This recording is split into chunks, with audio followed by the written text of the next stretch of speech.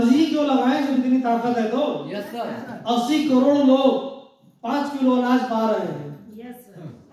सोचो, और ऐसे ही से बाबा जो यहाँ पे विराजमान है, तो दो गुणों में से कोई एक सच हो सकता है, या तो चमत्कार हो रहे हैं या तो नहीं हो रहे हैं। दोनों चीजें सच तो नहीं हो सकती, क्योंकि दो विरोधाभासी बातें हैं।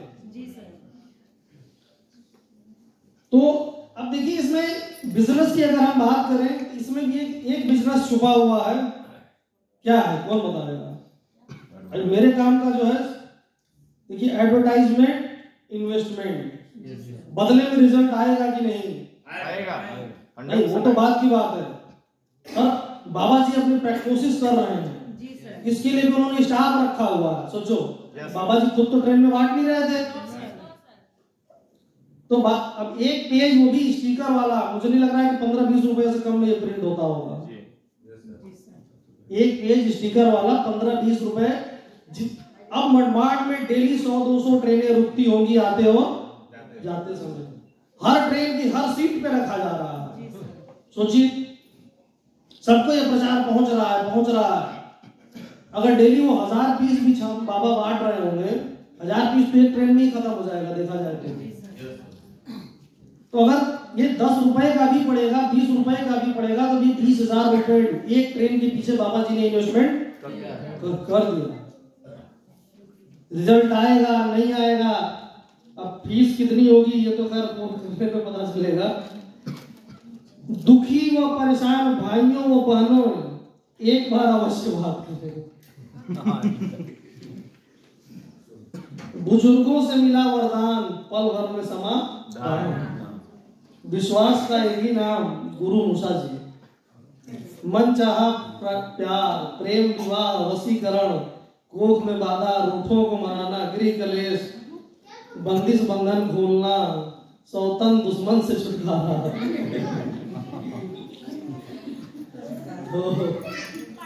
लेकिन भाई इसमें भी सिर्फ मुझे एक ही चीज दिखी सारे के बीच में। देखिए, किसी भी सिस्टम में चाहे हंसी बना ले, मजाक बना ले, चाहे उसमें कितनी भी बुराइयां छुपी हो, लेकिन मुझे पता है कि अगर हम अपने मतलब की चीज खोजने आएंगे तो उसमें भी अच्छी चीज हम खोज सकते हैं। मुझे सिर्फ एक ही चीज अच्छी लगी, ये बाबा जो है एक ट्रेन के पीछे डेली 15 से 20 हजार रुपए, एक बार ट्रेन रुक रही है तो 15 से 20 हजार रुपए उनका खर्च हो रहा है। रिजल्ट आएगा कि नहीं आएगा, परिणाम आएगा कि नहीं आएगा, लोग फोन करेंगे कि नहीं करेंगे, उनको पता नहीं है। हाँ, ये एक ऐसा बिजनेस है, बिजनेस बहुत तरीके के होते हैं, और ये एक ऐसा बिजनेस है जो दुनिया का सबसे तेज चलने वाला और आसानी से चलने वाला बिजनेस है। तो सही बात बताएं तो मेरा भी बड़ा फेवरेट बिजनेस है। मैं बहुत बार लोगों से कहता हूं, मैं देखो, जब मेरे सारे धंधे या सब कुछ खत्म हो गया ना, तो अंतिम अभी भी मेरे पास एक ऐसा ब्रह्मास्त्र, एक ऐसा तरीका है जहां से मैं कई 100 1000 करोड़ जब चाहे तब चुटकी में कमा सकता हूं। क्योंकि भाई मेरे पास, मैं सेल्समैन भी हूं, ज्ञानी भी हूं,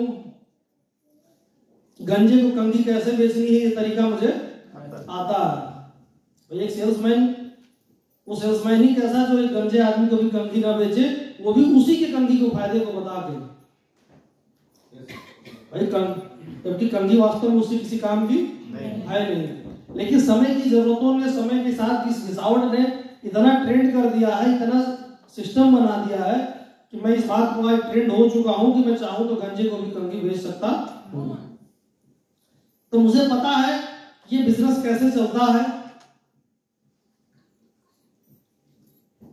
इसकी किसी ट्रेनिंग की जरूरत नहीं है। जैसे अभी बहुत सारे लोगों ने फोटो खींचा ना, ये इस बात को साबित करता है कि ये ट्रेन के पीछे 20,000 का किया गया उसका इन्वेस्टमेंट बेकार नहीं जाता होगा। क्यों? क्योंकि हम सारे व्यक्तियों के को समाधान चाहिए। हर व्यक्तियों के जीवन में कोई ना कोई एक कठिनाई होती है। हर आदमी चाहता है कि हमको कठिनाइयों से मुक्ति मिले, और ये बिजनेस इतना आसान है करना कि वाकई बहुत आसान है। लेकिन हाँ, मार भी पड़ती है, जरूरत पड़ती है, तो ऐसा भी नहीं है। तो ये तो रही, यहां पे सिर्फ एक ही शिक्षा मिल रही है कि जब तक हम अपनी बातों को लोगों को बताएंगे नहीं, तब तक हमारे पास कोई कुछ होने वाला है नहीं। तो अगर शिक्षा की बात करें, पाठशाला की बात करें, तो आज हमको इसी बात से तय करना होगा, हमको आपको अपने जीवन में, कि क्या वाकई हम अपने जीवन को बदलना चाहते हैं। और अगर हम अपने जीवन को बदलना चाहते हैं तो हम किस हद तक अपने कर्म को करने को तैयार हैं, क्योंकि जो बदले में मिलता है वो हमारा कर्म का फल होता है। जैसा हम कर्म करते हैं बदले में उसी के अनुसार हमारे पास फल आता है। साथ ही साथ हमारे उस कर्म को करने का हमारा भाव भी बहुत महत्वपूर्ण होता है। किसी भी काम को करने के लिए दो चीजों की जरूरत होती है। रणनीति हमें बनानी पड़ती है। अब रणनीतियां हमेशा जीवन में दो तरीके से बनाई जाती हैं। एक रणनीति होती है, दुनिया में तीन बहुत बड़े रणनीतिकार हुए। अगर मैं बात करूं रणनीतिकारों की, या जो नीति के शास्त्र के ज्ञाता थे, बात हो रही थी कि भाई अलग अलग भक्तों की बात हो रही थी, तो लास्ट में बात यही हुई थी कि भाई बांसुरी बजाने वाला जरूरत पड़ता है तो सुदर्शन भी उठाता है। तो हम बात उसी के युग की करते हैं। तो कृष्ण के युग में तीन सबसे बड़े रणनीतिकार थे और उनका कोई भी सानी नहीं था। एक तो भाई भगवान श्री कृष्ण खुद अपने आप में बहुत बड़े रणनीतिकार थे। दूसरा रणनीतिकार उस पक्ष में था, कौन था? शकुनी। शकुनी वाकई में बहुत बड़ा रणनीतिकार था, इसमें कोई शक और नहीं है। बात अभी भी यही है, एक के पास कुछ इस तरह की रणनीतियां होती थी और इस तरीके की रणनीतियों से चीजें पतन की तरफ ही जाती है। हमको लगता है कि हमें सफलता तो मिल रही है, और हम धीरे धीरे हमारा जो कर्म फल होता है कब पतन की तरफ बदल जाता है हमको पता ही नहीं चलता। अगर महाभारत के हम युद्ध की बात करें, जीवन में अपने कर्म फल की बात करें, रणनीति की बात करें, तो आज जो कुछ भी मैं हूं इसमें कहीं ना कहीं मेरी रणनीतियों का भी योगदान है। अब किसी भी चीज को पाने की दो तरीके की रणनीतियां होती हैं। जैसे ये एक पेन है मेरे पास, मान लीजिए कि भाई जेपी जी को बड़ी पसंद आ गई।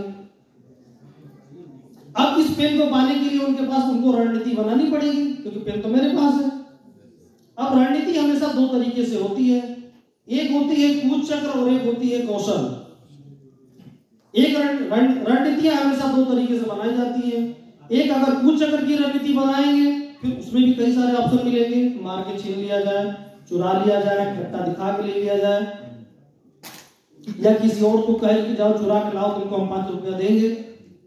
एक होता है कौशल, कि भाई सामने से हम समर्पण भाव से मांग लें, या हम कुछ ऐसा कर दें कि सामने वाला खुश होकर हमें बदले में अपनी वो मूल्यवान चीज हमको दे दे। दोनों ही तरीकों में वस्तु जेपी तक पहुंच रही है, एक कूच चक्र की रणनीति और एक कौशल की रणनीति। सबसे पहली चीज आज आपको यह तय करना होगा कि हमें जीवन में जो अपना कर्म फल पाना है वो कौशल की रणनीति से पाना है कि कूच चक्र की रणनीति से। मिलेगा दोनों ही सूरत में आपको। एक का कर्म फल टिकेगा, एक का कर्म फल हो सकता है कि परिवार को भी और तबाह कर दे।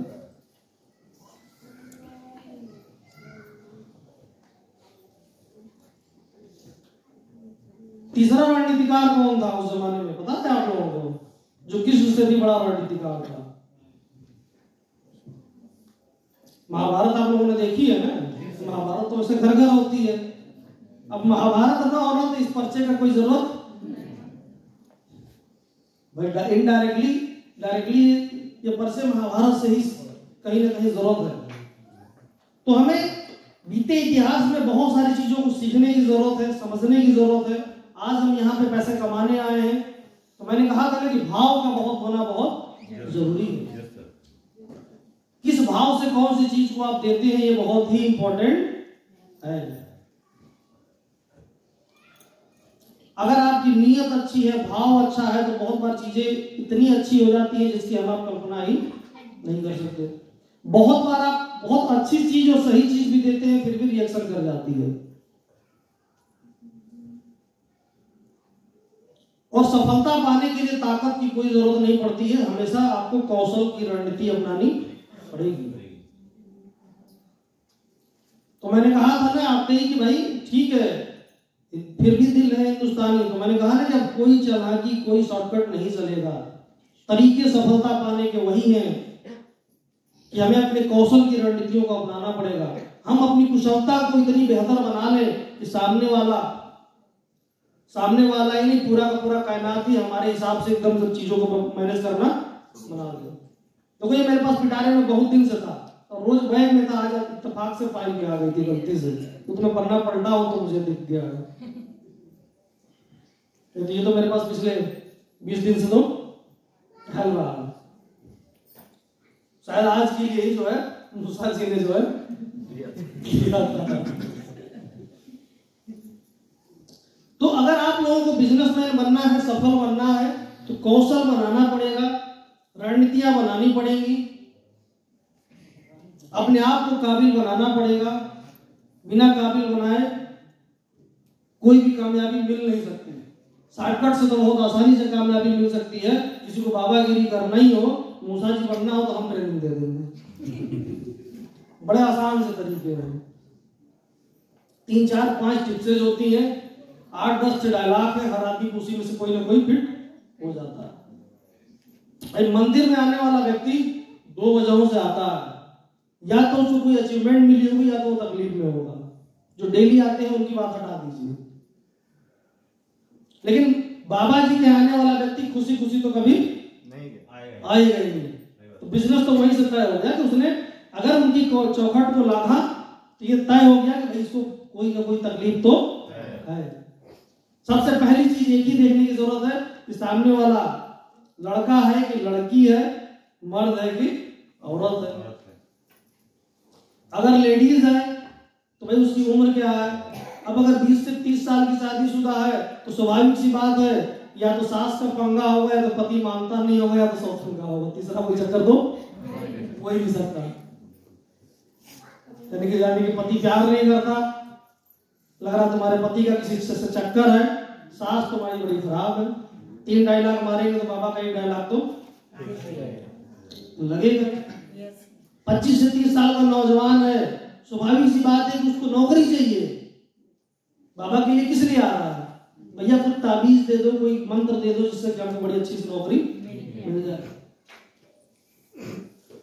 कोई 55-60 साल का आदमी है बाबा के यहाँ, वो भी परेशान होकर मान लो BMW से आया, क्या डायलॉग मारेंगे उस केस में? अब तो भाई उसके पास पैसा तो है तभी BMW से आया। उसके बच्चे नहीं मानते नहीं। अरे बच्चे ना माने तो यार 10 नौकर रख लेगा, उसको बच्चों को बात मनाने की तो कोई जरूरत। शांति के लिए बाबा के यहाँ तो सब छोड़ छाड़ के चल गया आदमी। स्वाभाविक सी बात है कि जब वो कार से आया है, BMW से आया है, बंठन के आया है, तो इसका मतलब कि भाई शांति तो उसको चाहिए ही नहीं। शांति चाहिए होती तो साधारण सी वेशभूषा में बाबा के यहाँ आता, पैदल आता, सब कुछ त्याग के हिसाब से आता। सीधा सीधा डायलॉग है। लग रहा है कि आपने जितनी मेहनत करके सफलता पाई उतनी सफलता आपको अभी मिली नहीं। बाबा कहेगा हाँ बाबा 100 करोड़ का प्लान था लेकिन 10 करोड़ पे जो है। ये एक सेल्समैन होने के नाते ये मैंने अपना कौशल बनाया है। आपको अब तो गंजे कंगी बेच सकता हूँ कि नहीं, मजा लगा सकते हैं ना। उसके लिए भी पिटारे में कुछ ना कुछ तो होगा। वैसे कोई कंगी खरीदने ही नहीं आया अभी तक, लेकिन इस पर कंगी लॉन्च करनी पड़ेगी। नाल के साथ कौन सा वाला? फ्री नहीं, गंजों को बेचने वाली कंगी, जिनके बाल ना हो उनके लिए कंगी, जो बेच के आएगा उसको इनाम मिलेगा। हाँ भाई, क्या कह रही है मैडम? हाँ बिल्कुल करा जाएगा। तो हम बात कर रहे हैं कि देखिए किसी भी युद्ध को जीतने के लिए हम अपने जीवन में सफलता के लिए प्रयास कर रहे हैं, सफलता के लिए कोशिश कर रहे हैं। ये क्या है? ये हमारा अपने आप से लड़ा गया युद्ध है कि नहीं है? एक हम युद्ध ही तो लड़ रहे हैं। अगर युद्ध ना होता तो हम सब यहाँ पे नहीं होते। तो जीवन में अगर सफल बनना है तो अपने आप से हमको इस युद्ध को जीतना पड़ेगा। सबसे पहली चीज, अगर जीवन में सफलता को पानी है, किसी को भी अगर ताकत को कमजोर करना है, अगर शस्त्रों की लड़ाई है, तो स्वाभाविक सी बात है या तो आप सामने वाले पक्ष से या तो आप ताकतवर हो, या तो आपके पास सेना ज्यादा हो, या तो कौशल के कुशलता के दम पे आप जीत सकते हैं। श्री कृष्ण से जीवन में मुझे एक ही बात सीखने को मिलती है कि अगर आपके पास ताकत हो चाहे न हो कोई फर्क नहीं पड़ता, अगर आपने अच्छी रणनीति और कौशल और सही पत्ते सही समय पे लगा दिया तो तलवार का काम सुई भी कर सकती है। पांडव शतरंज देखा है आप लोगों ने? कितने लोगों ने शतरंज देखा है या खेला है कभी कभार? लगभग देखा तो सभी होंगे। शतरंज में अलग अलग तरह के होते हैं खिलाड़ी। सम्मान तो राजा का होता है, वास्तविक जीवन में भी और शतरंज के खेल में भी। शतरंज के खेल का सबसे ताकतवर खिलाड़ी कौन होता है? मंत्री। बिल्कुल सही बात है, जोरदार तालियां होनी चाहिए। तो स्वाभाविक सी बात है कि राजा तो एक पर्टिकुलर दायरे में रहता है, वो बहुत ज्यादा लोगों से मिलता जुलता नहीं है। मंत्री एक ऐसी चीज होती है, मंत्री एक ऐसा व्यक्ति होता है जो आपको राजा आपकी कुर्सी को बचाए रखने में सबसे ज्यादा योगदान किसका होता है? मंत्री का। मंत्री चाहे तो आपको तख्ता पलट दे, मंत्री चाहे तो दुनिया का बेताज बादशाह भी आपको बना दे, मंत्री चाहे तो आपके हजारों युद्धों को जितवा दे। जब महाभारत की लड़ाई हो रही थी तो पूरी लड़ाई में कौरव क्यों युद्ध हारे, कभी विचार किया आपने?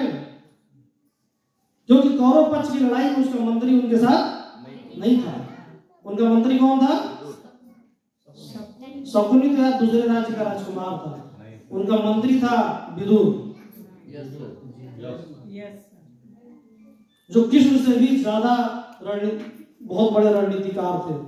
कृष्ण उनकी रणनीतियों के आगे कुछ भी नहीं थे। शस्त्रों का ज्ञान जो उनके पास था वो कृष्ण के पास भी, कृष्ण के पास एक्स्ट्रा सुदर्शन ही भर था, पर जो शस्त्रों का ज्ञान उनके पास था वो कृष्ण के पास भी नहीं था। आप लोगों को पता होगा कि अगर महाभारत की लड़ाई जब चल रही थी, महाभारत की लड़ाई से पहले श्री कृष्ण हस्तिनापुर गए थे। क्या लेके गए थे? लड़ाई से पहले वो गए थे, किस लिए गए थे? शांति दूत बन के गए थे। विचार तो करिए, क्या उनको भी पता था कि लड़ाई रुकने वाली नहीं है, वो गए किस लिए थे? विचार करिए। आधी लड़ाई तो उस दिन उन्होंने वही जीत के आ गए थे, क्योंकि उनके मंत्री को जो है युद्ध से साइड कर दिया। गए किस लिए थे? गए तो इसीलिए थे। सोचो कितनी बड़ी रणनीति थी कि भैया गए हो राजा के यहाँ दूत बन के, एक राजा का मैसेज लेके गए हो, रुक कहाँ रहे हो? मंत्री के घर, है कि नहीं? सोचो सेल्स का, ये सेल्स सीखिए ना वहां से। तो मंत्री कितना बड़ा इंपॉर्टेंट है। आपका मंत्री कौन है? आपकी डाउन लाइन। अपलाइन तो हो ही नहीं सकती, अपलाइन तो राजा है, अपलाइन तो राजा। ताकतवर किसको बनाना है हमको? हमारा मंत्री कैसा होना चाहिए? ताकतवर, जो बुद्धिमान हो, जो ताकतवर हो, जो सोच सके। ये नहीं कि बचपन में एक कहानी हमने पढ़ी थी, एक कविता पढ़ी थी, शायद आप लोग भी पढ़े हो, आजकल के सिलेबस में है कि हमको नहीं पता। कौवा और गिलहरी ने खेती किया था, पढ़े हैं आप लोग? कौन कौन पढ़ा है कहानी? कक्षा 2 में है ना, देखिए बता रहे हैं। चलिए मैं कहानी सुना देता हूँ। कहानियां सुनाना एक सेल्समैन के साथ सबसे अच्छी चीज एक ही है कि उसको कहानियां सुनाना आना चाहिए। अगर आपके पास कहानियां नहीं है तो कभी भी आप अच्छा सेल्समैन लिख लीजिए कि हमें आज अगर अपना मंत्री बनाना है, अगर अपने आप को इस बात को दिमाग में एकदम बैठा लीजिए कि अगर हमें वो क्या था, वो कार दिला दे, क्या क्या था, जो भी का बंगला दिला दे, इसके लिए आज की डेट में दिमाग में बैठा लीजिए कि हमारा मंत्री हमसे भी ज्यादा ताकतवर होना चाहिए। यानी कि हम अपने डाउनलाइन के ऊपर उसको सीखने के लिए अपनी जेब से भी पैसे लगा के किसी मीटिंग में ले जाना पड़े तो अपने जाओ चाहे ना जाओ, बट अपने डाउनलाइन को भेजो। मंत्री आपको आपकी सफलता तक लेके जाएगा। अब ये नहीं कि आप कौवा बन जाओ। भाई जानवरों में सबसे ज्यादा समझदार तो उसी को बोला गया है भाई कौवा होता है समझदार। उसके पीछे बहुत सारे साइंटिफिक रिसर्च भी निकल गया है, क्योंकि जितने भी दुनिया में और जानवर हैं उनकी मेमोरी उतनी लंबी नहीं होती जितनी कौवे की मेमोरी लंबी होती है। 5 साल बाद में मायके जाइए ना तो कौवा जो है सर पे आकर मारता है, अगर मारा था, अगर कुछ दुश्मनी रहती है होता है ना, उसको याद है तब तो किसको किसको कौवा मार रहा है।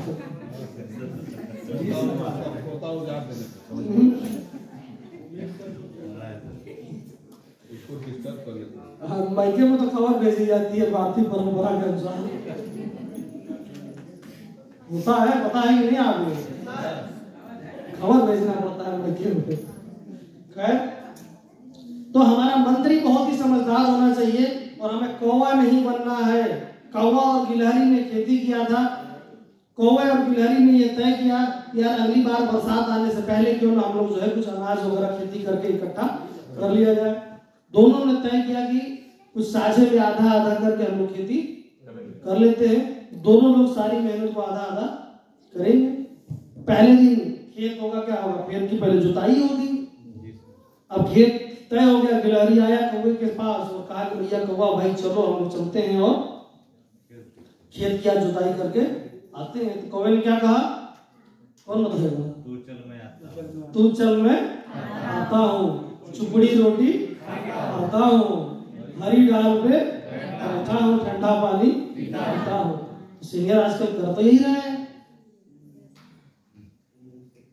जो काम हम अपने खुद नहीं कर पाए, अपने बच्चों को मार मार के अपनी असफलता का बड़ा साथी कहाँ निकाल रहा है आज की डेट में, डाउन लाइन पे, या तो घर में अपने बच्चों पे। पति को बॉस ने मारा तो ताकत कहाँ निकाल रहा है, बीवी पे। या बच्चे सामने पड़े तो 2 पड़ा उनको मारा। वो तो यही रहा है ना कि हम अपनी ताकत का इस्तेमाल करना कहीं और चाहिए और हम कर। हम हिंदुस्तानियों के साथ सबसे बड़ी प्रॉब्लम क्या है कि जब थोड़ा सा बोनस, थोड़ा सा पैसा आ जाएगा तो हम लोग लगेंगे सेलिब्रेशन करने। जबकि एक बिजनेसमैन ये सोचता है कि आज 1 लाख मिला तो इस 1 लाख का पहले हम 10 लाख तो बना लें, फिर 1 लाख खर्च करेंगे। तरीके तो 2 हैं किसी भी चीजों को खर्च करने के, पैसे को कमाने के। पैसे 2 तरह के होते हैं, पता है कि नहीं आप लोगों को, कौन कौन सा बताओ। पैसे 2 तरह के होते हैं जो मैंने अपने अनुभव से सीखा। कौन कौन सा पैसा होता है बताओ। कौन सा? अरे पूंजी तो पैसा पैसे 2 तरह के होते हैं आज की डेट में। जीवन में आप लोग एकदम दिमाग बैठा के गांठ बांध के बैठा लीजिए। कौन सा? अरे तो संपत्ति होगी थी, पैसा की बात कर रहा हूं। लिक्विड मनी और सॉलिड मनी। लिक्विड सॉलिड कुछ नहीं होता। पैसे 2 तरह के होते हैं भाई साहब, आज की डेट में दिमाग में एकदम बैठा लीजिए। दुनिया के किसी भी आपको कोई नहीं सिखाने वाला है, दुनिया का कोई भी आपको बिजनेसमैन नहीं सिखाएगा, दुनिया के किसी डायरेक्ट सेलिंग में नहीं सिखाया जाएगा, और ना धीरू भाई अंबानी आपको बताने आने वाले हैं। पैसा 2 तरह का होता है, अच्छा पैसा और खराब पैसा। यस सर, बिल्कुल राइट। पैसे 2 तरह के होते हैं। अच्छा पैसा वो होता है जो हमको कमा के ले आके दे। खराब पैसा वो होता है जो हम रोज खर्च करके आते हैं।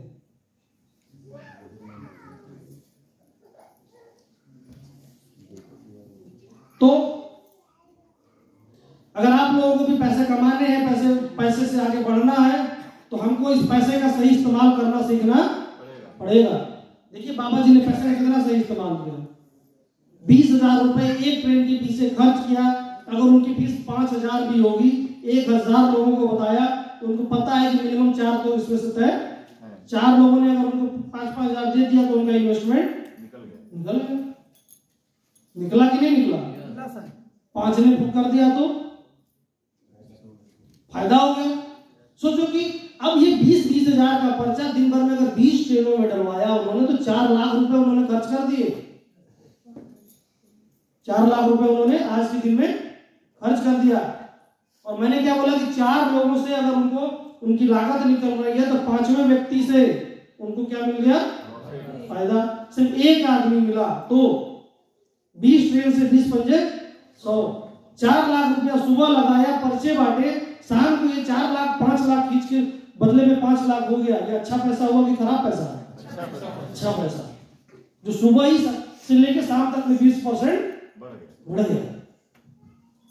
फिर कल उसने 4 लाख रुपए का फिर एडवर्टाइजमेंट किया, बदले में 5 लाख तो मिनिमम आएगा ही आएगा। चौथे दिन पैसा हो गया डबल। सोचो तो सही, सिर्फ एक ट्रेन से एक आदमी मिला, 5 आदमी मिले तो भैया अभी तो सिर्फ 2-4-5 लोगों तक पहुंचा है तो लोग फोटो खींच रहे थे।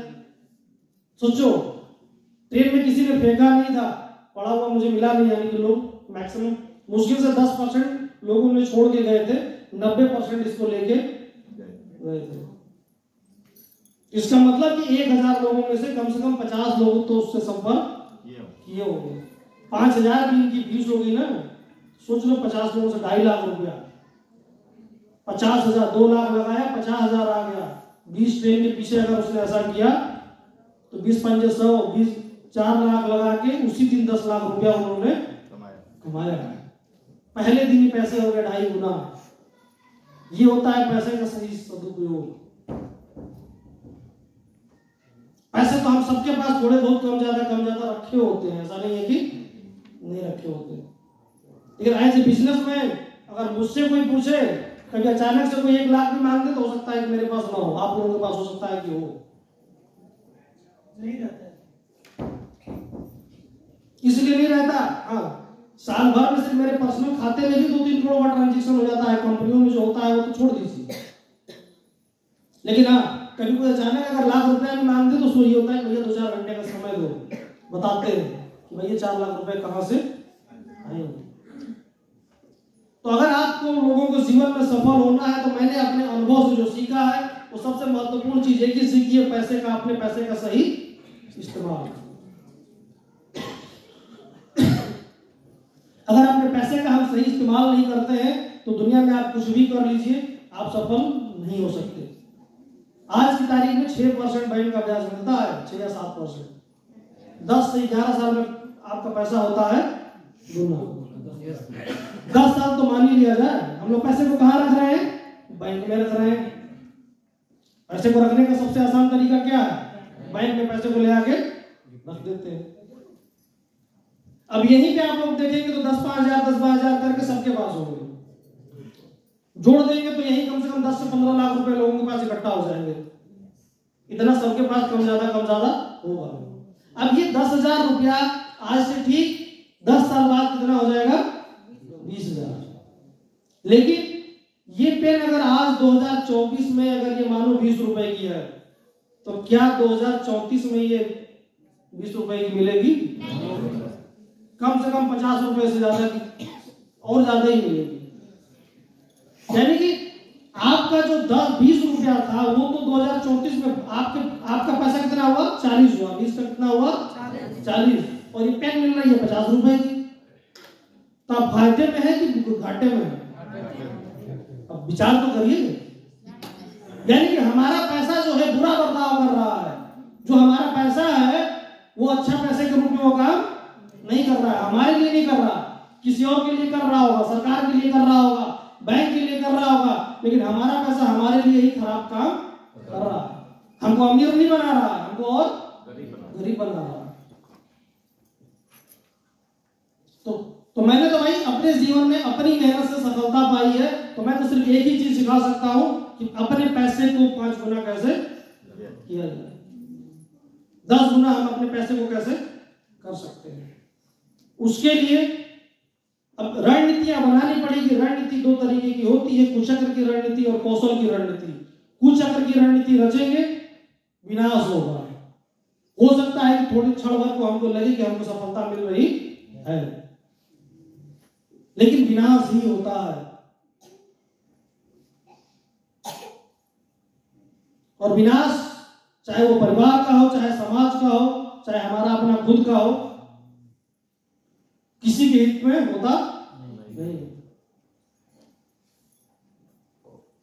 तो अगर आप लोगों ने ये तय किया है कि नहीं हमें गाड़ी चाहिए, हमें बंगला चाहिए, हमें पूरा हिंदुस्तान घूमना है, हमें पूरी दुनिया घूमनी है, किसकी किसकी चाहत है कि पूरी दुनिया घूमनी? चलो सिंपल सी बात कर लेते हैं।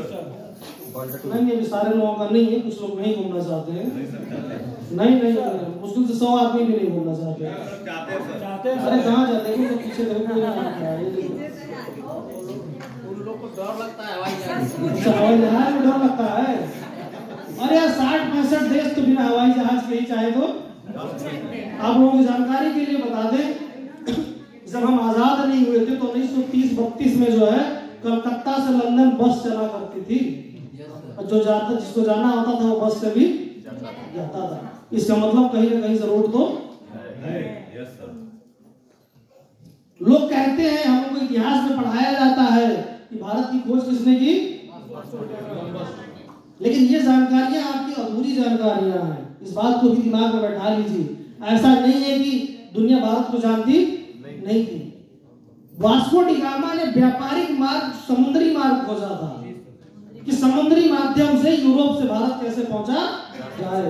नहीं तो ये बस वाला रास्ता तो पहले से भी पता था। हाँ, तब खच्चर रहे होंगे, तब ऊंट रहे होंगे, तब घोड़े से लोग सफर करते रहे होंगे। ये वाला रास्ता तो लोगों को पता था।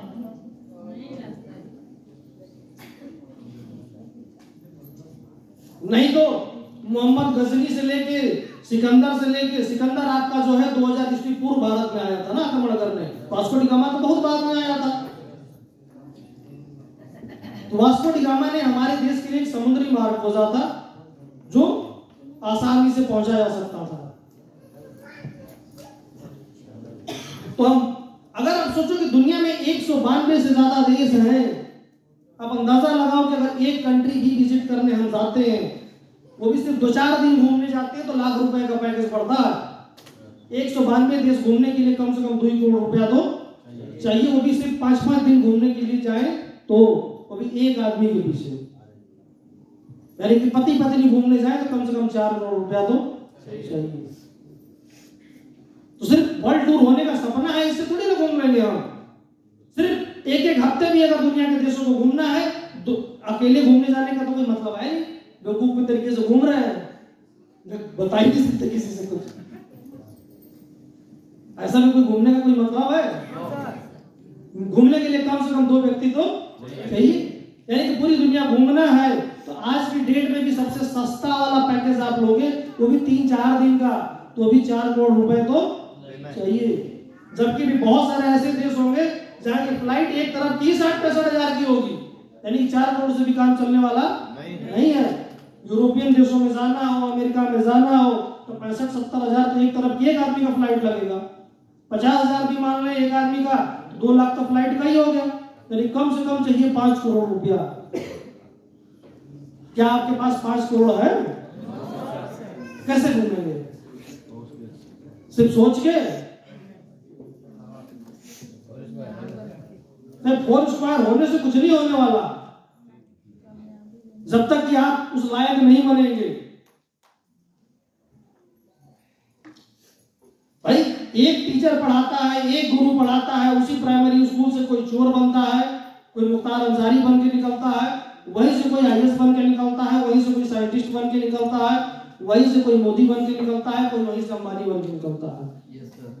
पढ़ाई तो सब एक ही जगह से जाते हैं ना। तो सिर्फ 4 स्क्वायर को होने से नहीं होगा जब तक कि आपके पास सीखने की इच्छा ना हो। कथा सुनने से अगर मोक्ष मिलना होता तो दुनिया के हर व्यक्ति को कब का मोक्ष मिल गया होता। इतनी आबादी नहीं बढ़ रही होती भाई।